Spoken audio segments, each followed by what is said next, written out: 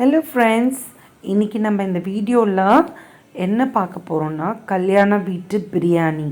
அதாவது நம்ம கல்யாண வீட்டில் போய் நம்ம சாப்பிடுவோம் இல்லையா, அதே ஸ்டைலில் அதே டேஸ்ட்டில் நம்ம வீட்டில் செய்ய போகிறோம். அதாவது 1 கிலோ சிக்கனுக்கு 1 கிலோ அரிசி சேர்த்து நம்ம செய்ய போகிறோம். வாங்க வீடியோக்குள்ளே போய் பார்க்கலாம். இந்த பிரியாணி செய்கிறதுக்கு 1 கிலோ அரிசி எடுத்திருக்கேன். அதை நல்லா ஒரு தண்ணியில் வாஷ் பண்ணி நான் ஊற வச்சுருக்கேன். இப்போது 1 கிலோ அரிசிக்கு 1 கிலோ சிக்கன் எடுத்திருக்கேன். அதை க்ளீன் பண்ணி வச்சுருக்கேன். புதினா ஒரு கட்டில் 1/4 கட்டு, கொத்தமல்லி 1/4 கட்டு, தக்காளி 400 கிராம், வெங்காயம் 400 கிராம், இஞ்சி பூண்டு 150 கிராம், பட்டை லவங்கம் கிராம்பு ஏலக்காய்லாம் 1 கிராம், எண்ணெய் 200 கிராம் எடுத்திருக்கேன். 3 பச்சை மிளகாய் எடுத்திருக்கேன். அப்புறம் தண்ணி 3 லிட்டர் தண்ணியை நான் கொதிக்க வச்சுருக்கேன். அது சாதம் வடிக்கிறதுக்காக. இப்போது ஒரு பாத்திரத்தில் 200 கிராம் எண்ணெயை நான் விட்டுக்கிறேன். இப்போது வெங்காயம், அதாவது 400 கிராம் வெங்காயத்தை நான் அதில் சேர்த்துக்கிறேன். இது நல்லா வதங்கிட்டு இருக்கச்சு நம்ம மசாலாலாம் சேர்த்துக்கலாம் லைனாக.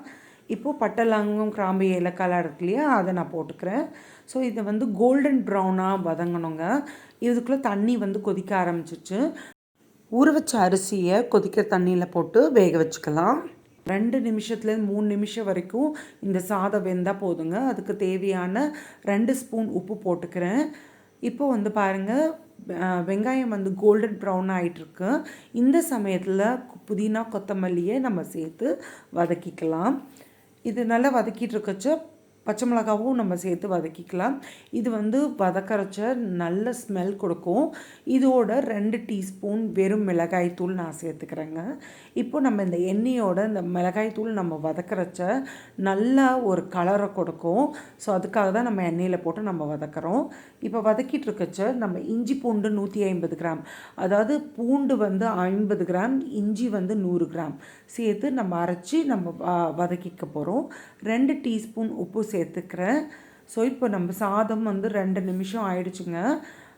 2 நிமிஷம், அதாவது அரை வேக்காடு கூட இல்லைங்க, போட்டு நல்லா ஒரு கொதி வந்த உடனே எடுத்து வடிகட்டிடணும். இதுக்கு இப்போ நான் அந்த மசாலாலாம் 200 கிராம் தயிர் சேர்த்துக்கிறேன்.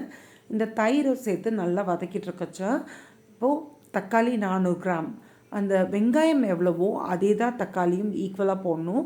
அதை போட்டு வதக்கிக்கிறேன். இப்போ நம்ம சாதம் வடித்தாச்சு, சாதத்தை ஆற வச்சுக்கிறேன் நான். இப்போ பாருங்கள், இது வதக்கியாச்சு. இதுக்கு தேவையான 800 மில்லி தண்ணி நான் சேர்த்துக்கிறேன். ஏன்னா நம்ம தம் பிரியாணி செய்ய போகிறோம். ஸோ இதுக்கு 800 ml தண்ணி நம்ம சேர்த்துக்கிறோம். இது தண்ணி கொதிக்கிறச்ச இந்த சிக்கனை நம்ம போட்டுக்கலாம். அதாவது மசாலா வேகிறச்ச வதக்கிறச்ச போடக்கூடாது. தண்ணி சேர்த்து கொதிக்கிறச்ச இந்த சிக்கனை சேர்த்து நம்ம ஒரு 10லேருந்து 15 நிமிஷம் வேகணுங்க. இது ஒரு 3/4 பாகம் வெந்ததுக்கப்புறமா நம்ம சாதத்தை நம்ம சேர்த்துக்க போகிறோம். இப்போ சிக்கன் கொஞ்சம் வெந்துருச்சு. ஸோ இப்போ நம்ம வடித்து வச்ச சாதத்தை, அதாவது பாதி 1/4 வேக்காடோடு இருக்கிற சாதத்தை நம்ம இதில் சேர்த்துக்கிறோம்.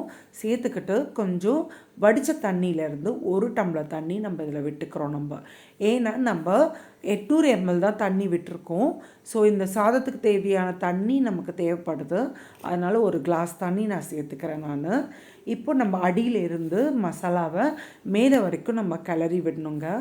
இப்போ கிளறி விட்ட உடனே இதில் தண்ணி இதில் இருக்க தண்ணியே போதுமானது. நம்ம இந்த சாதத்தை தம் கட்டி வேக வச்சிடலாம். ஸோ இப்போ எல்லா மசாலாவும் கிளறி விட்டாச்சு.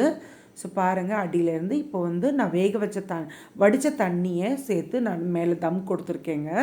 ஏன்னா இது ஒரு வெயிட்டுக்காக. இப்போ பாருங்கள், ஒரு 5லேருந்து 10 நிமிஷம் ஸ்லோ குக் பண்ணேன்னா இப்போ வெந்துருச்சு. பாருங்கள், அரிசி உதிரியாக வந்திருக்கு இந்த சாதத்தில். இப்போ இதுதான் மெத்தட். பாருங்கள், நான் எவ்வளோ தண்ணி சேர்த்தேன், 800 ml தண்ணி, அப்புறம் 1 கிளாஸ் தண்ணி தான் சேர்த்தேங்க. இப்போ நல்லா வெந்துருச்சு. பாருங்கள், அரிசியும் சாதமும் மெல்லிசாக இருக்குது. ஸோ இன்னும் தம் கட்டிடணும். ஒரு தோசை தவாவை நான் கீழே அந்த அடுப்பு மேலே வச்சு அது மேலே பிரியாணி பாத்திரத்தை வச்சுருக்கேன். அது தம் மெத்தடு.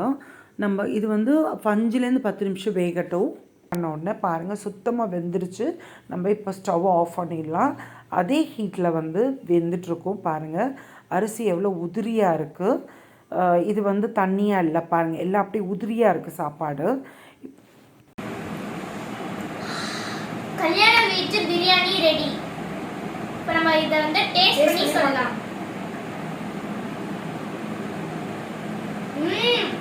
சூப்பரா இருக்கு. அப்படியே நம்ம கல்யாண வீட்ல சாப்பிடுற மாதிரி இருக்கு. சூப்பரா இருக்கு. மசாலாலாம் ரொம்ப கரெக்டா இருக்குது. சால்ட் காரமும் நல்லா இருக்குது. இப்போ நம்ம சிக்கன் டேஸ்ட் பண்ணி பார்ப்போம்.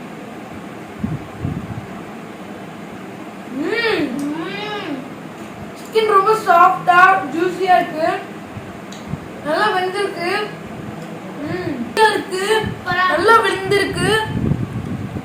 நல்லா வெந்திருக்கு. ரொம்பவே சாஃப்டா இருக்கு.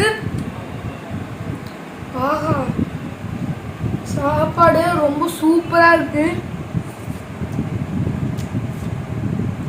அப்புறம் சிக்கன் கறி